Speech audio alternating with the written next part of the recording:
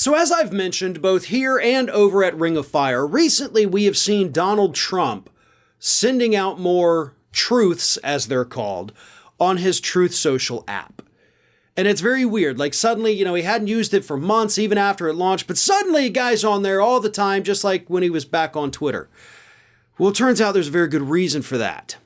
Apparently, there is an agreement with Digital World Acquisition, the company that is trying to merge with the Trump Media and Technology Group. There's an agreement that Donald Trump has to exclusively and regularly use the platform.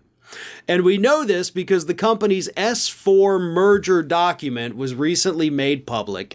But that's not the most interesting part of this. It's not just like, hey, investors, potential investors, we promise Trump's going to use it.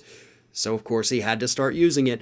No, the most interesting part is that in this S4 merger document, which, of course, is used as a guideline for potential investors, they had to issue a warning to people. Like, hey, we're taking over this company. Hopefully, if the merger goes through and you can invest in us. But buyer beware, this guy has a lot of failed businesses in his past. It is right there in the document that they are warning potential investors, just so you know, this guy doesn't have a good track record. Let me read this. This is from the document. A number of companies that were associated with President Trump have filed for bankruptcy. And then it lists Trump Shuttle, Trump University, Trump Vodka, Trump Mortgage, Trump Steaks.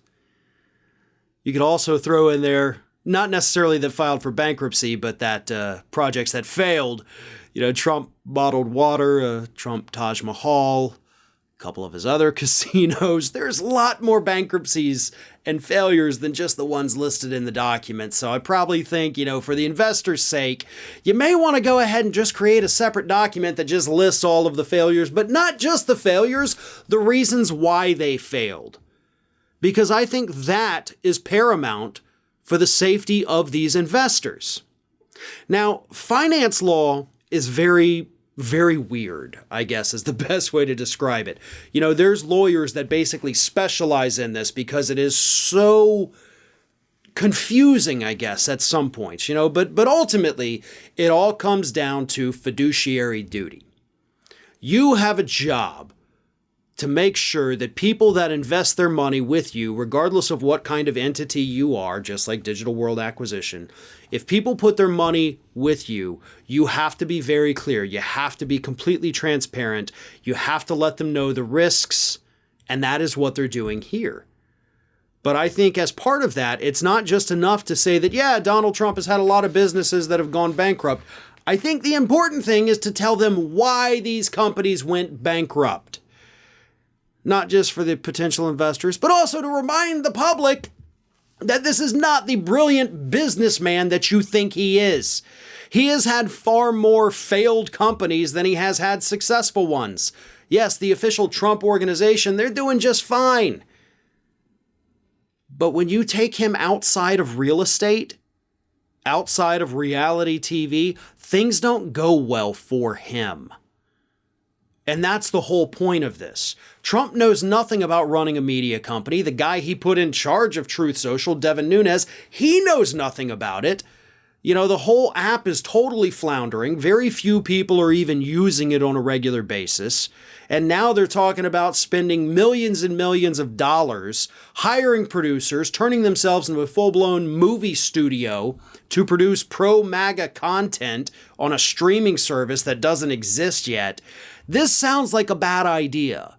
It sounds like an idea that is definitely going to fail because there simply isn't a market for it. Which, of course, is probably why in this document they say, don't worry, folks, we're totally going to make sure Trump participates in it because we know that's the big selling point. But what about MAGA TV, right? Because that's going to be a part of the merger as well. It's part of Trump Media and Technology. Digital World Acquisition, you're getting into that too. Why don't you talk about all the other, conservative entertainment platforms out there that have also failed? Because there's lots of them.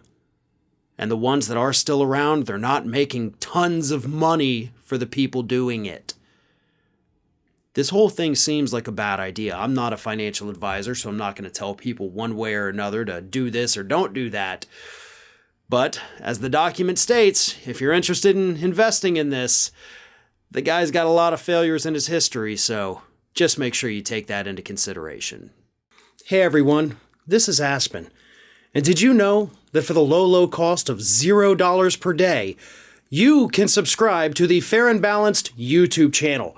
We also encourage you to like, comment, and share, but again, click that subscribe button and help Aspen not be so grumpy.